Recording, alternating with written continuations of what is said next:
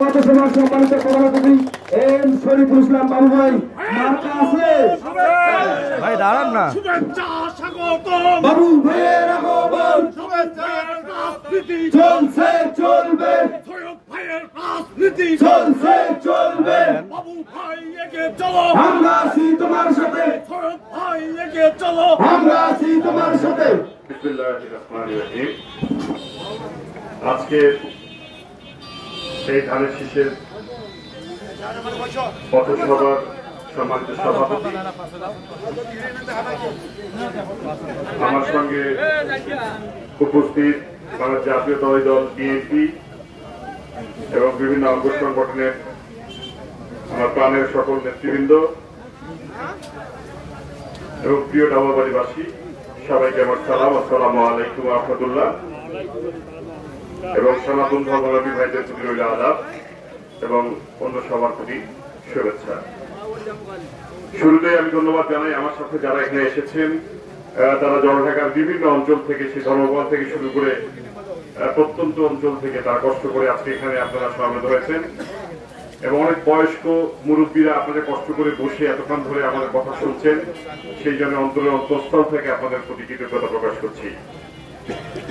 তো আজকে এখানে আমি কি কারণে এসেছি আসলে এতক্ষণে নিশ্চয়ই আপনারা বুঝতে পেরেছেন। আমার আগে পূর্ববর্তী বক্তারা যারা ছিলেন তারা সুন্দরভাবে বলেছেন।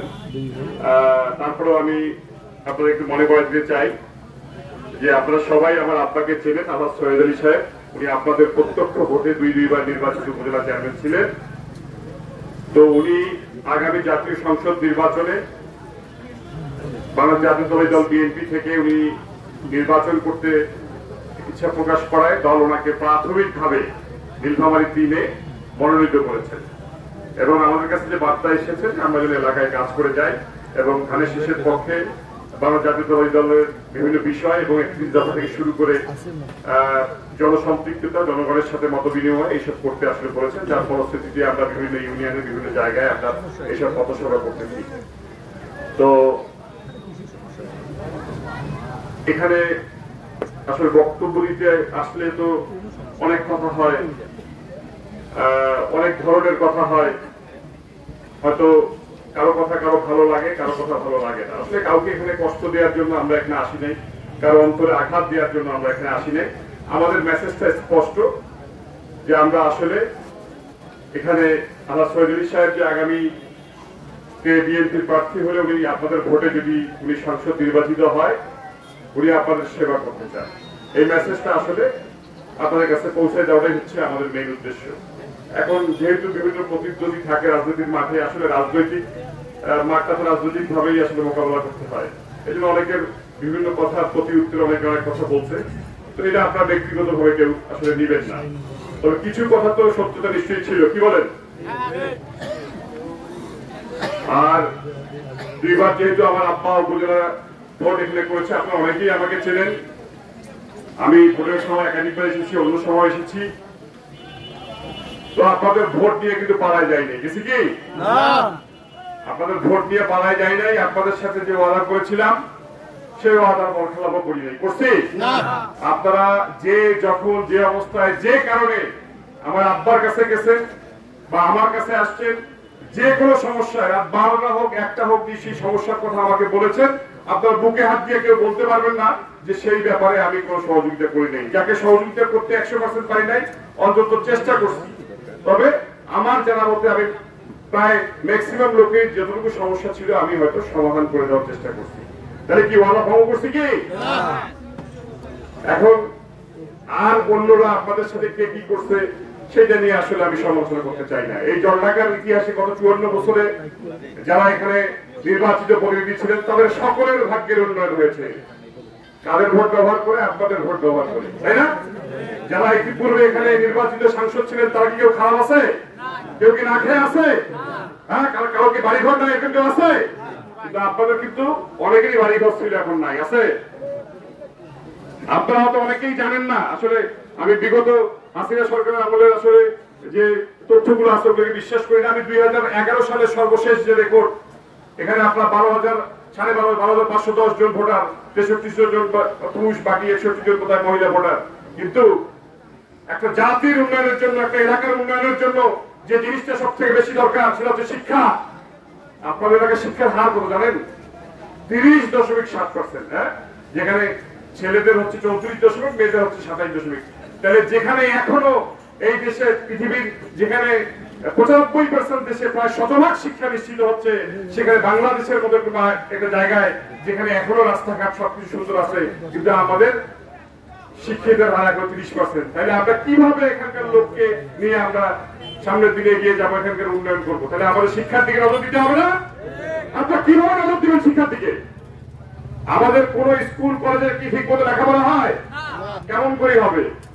এখানে তো যত ফেরেস্তার মতো সংসদ সদস্য থাকুক না কেন, স্বজন প্রীতি ছাড়া কোনো নিয়োগ হয়েছে? হ্যাঁ, একটা দল আসার পরে শুধু এটা নিশ্চিত হয়েছে, হ্যাঁ টাকা দিলে চাকরিটা পাওয়া যাবে। সব থেকে ভালো হচ্ছে উনি, আর অন্য দলগুলো কি পোস্ট একটা 5 জনের কাছে টাকা নিছে। কি মিথ্যা সত্য? আলহাজ চৌধুরী সাহেবের 2 আমলে ওনার হাত দিয়ে যতগুলা নিয়োগ হয়েছে, ওনাকে কেউ টাকা দিচ্ছে এরকম কোনো নজির আছে? সর্বশেষ লাস্ট যখন ওই 7 জন 8টা এই যে আওয়ামী লীগের এমপি সাহেব, আওয়ামী লীগের সভাপতি, এদের সাথে মানে একদম পুরো ঝগড়াঝাড়ি করে নিয়োগ পাইছিল, সেই 7 জনের চাকরির ক্ষেত্রে ওনারা তো এখন 8 লাখ 10 লাখ 15 লাখ টাকা করে দিচ্ছে, কিন্তু এখন সরকারি অফিসারদেরকে তারা অফিস খরচ দিতে হবে 35,000 টাকা করে। ওই 7 জনের 35,000 টাকা করে এই অফিস খরচটা, সেটা উনি ওনার পকেট থেকে দিচ্ছে, কেন্দ্রের কাছ থেকে নিয়ে নাই। কারণ ওই টাকা 1 টাকা নিলেও কিন্তু নেওয়া, আর 10 লাখ নিলেও নেওয়া। আপনাকে বুঝতে পারছেন যে উনি কতটুকু সেন্সিটিভ মানুষ?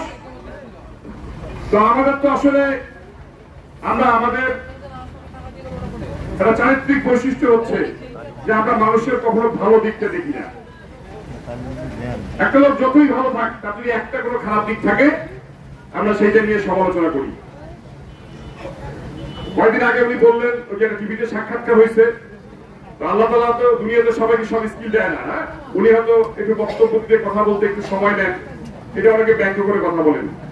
হ্যাঁ, অনেক প্রার্থী হবে স্মার্টলি কথা বলেন, ঠিক আছে, আল্লাহ চৌধুরী সাহেব মতো স্মার্টলি কথা বলতে পারে না, কিন্তু আপনাদের মতো স্মার্টলি উনি চুরি করে না। আপনাদের মতো উনি একটা আস্ত প্রকল্প খেয়ে ফেলে নাই, কোনো নজির নাই। এটা ব্রিজ উনি খায় নাই, এটা কালভার্ট উনি খায় নাই, কিন্তু আপনারা মাথায় টুপি দিচ্ছেন, আপনারা সবাইকে দিনের দাওয়াত দিচ্ছেন, কিন্তু স্কুলের চাকরিটাতে কিন্তু নির্দিষ্ট অফিস কক্ষে 6 লাখ দিচ্ছেন। যারা দিচ্ছে তারা এসে অনেকে আমাকে বলে যায়, অস্বীকার করবো কিভাবে ভাই? এটা সমালোচনা করলে অনেক করা যায়। তাহলে ফেরেস্তার মতো যিনি ছিলেন উনিও টাকা নিয়ে নিয়োগ দিচ্ছেন। এই হচ্ছে আমাদের দুর্দশা। আপনাদের ভোট, আপনাদের আমানত, এখানে আলহাজ চৌধুরী সাহেব হোক বা তার থেকে যোগ্য কোনো প্রার্থী যদি থাকে, এবং আমরা তো বলি যে ধানের শীষের পক্ষ থেকেও যদি তার থেকে যোগ্য প্রার্থী দেওয়া হয়, সে যদি আপনাদের ভোটের আমানতদারি করতে পারে, আপনারা তাকেই ভোট দিবেন। কথা কি বুঝাইতে পারছি আপনাকে? আপনারা ভোট দিলেন, আপনাদের জন্য যে বরাদ্দ আসলো, আপনাদের জন্য উন্নয়নমূলক যে টাকা পয়সা আসলো, সেটা ভাগ বাটোয়ারা করে খাইলো। তাহলে কি আমরা আরো 50 বছরে কি আমরা এই এলাকার উন্নয়ন করতে পারবো? যার জবাবদিহিতা আছে, যে আপনাদের ভোটের আমানতদারি করতে পারবে, এবং যার চুরি ডাকাতি লোভ লালসা এসব নাই, এই ধরনের প্রার্থীকে আমরা বেছে দেবো। সেটা আলহাজ চৌধুরী সাহেব হোক বা তার থেকে আরো ভালো লোক হোক। কি বলেন আপনারা? এবং সবচেয়ে বড় কথা হচ্ছে যে আমরা কি আর বোকামি করবো? আমাদের ছেলেমেয়েদেরকে লেখাপড়া শিখাইতে হবে না? আমাদের স্কুল কলেজের শিক্ষার মান বাড়াইতে হবে না? আমাদের রাস্তাঘাট ব্রিজ কালভার্ট কি ওই ঠিকাদারের কাছে ভাগ নিয়ে যেভাবে করে দিয়ে যাবে সেটাই মানিয়ে নিব? এমন নেতা তৈরি করবো, এমন সংসদ নির্বাচন করবো যে আমাদের রাস্তাঘাট ব্রিজ কালভার্ট যেগুলো আছে ঠিকাদারের কাছে কোনো টাকা না খেয়ে জনগণের পক্ষে কাজ করবে। এবং এবারও আপনাদের কাছে বললাম যে এবারও যে ওয়াদা করলাম যে ওনাকে ভোট দিলে আপনারা ওনার কাছ থেকে ওনার যে দেয়া যে অঙ্গীকার সেটা বুঝে নেবেন, এবং আমরা এবারও ওয়াদা রাখবো সেই অঙ্গীকার আপনাদের সামনে প্রকাশ্য মাইকের সামনে বলতেছি। এবং আপনাদেরকে কালকে ঢাকায় যাইতে হবে না টিকিট কাটিয়ে এমপি সাহেবের সাথে দেখা করার জন্য। এখানে শুধুমাত্র বাংলাদেশ জাতীয়তাবাদী দলের কি লোক আছে না? এখানে অন্য অন্য সকল দলের অন্য মতের বা আদর্শের লোক থাকতে পারে না? তো আলহাজ শহীদ আলী সাহেব কি শুধু বিএনপির লোকের এমপি হবে যদি সংসদ হয়? এখানে কি আমি আসছি আপনাদেরকে শহীদ আলী সাহেবের লোক বানানোর জন্য? না, এখানে আমি আসছি আপনাদেরকে এই মেসেজটাই দেওয়ার জন্য যে আপনাদেরকে আমার মতো হইতে হবে না, আলহাজ শহীদ আলী সাহেবের লোক হইতে হবে না, আলহাজ শহীদ আলী সাহেবের ভবিষ্যতে আপনাদের লোক হবে। সেই মেসেজ দেওয়ার জন্য উনি হবে আপনাদের লোক, উনি আপনাদের পক্ষে কথা বলবে, আপনার দাবি দেওয়া নিয়ে কথা বলবে। এই মেসেজটাই আমি আপনাদেরকে দিতে আসছি যে আপনাদেরকে ভোট দিয়ে আর চিন্তা থাকতে হবে না যে আমার লোককে ভোট দিলাম সে আমাদের কাজ করবে কি করবে না। দায়িত্ব নিয়ে এই কথা বলে আপনাকে বলে গেলাম আজকে এখানে এই এক বক্তব্য বাজারে। আমি আমার বক্তব্য দীর্ঘায়িত করবো না, আমি কোনো কটু কথা বলবো না।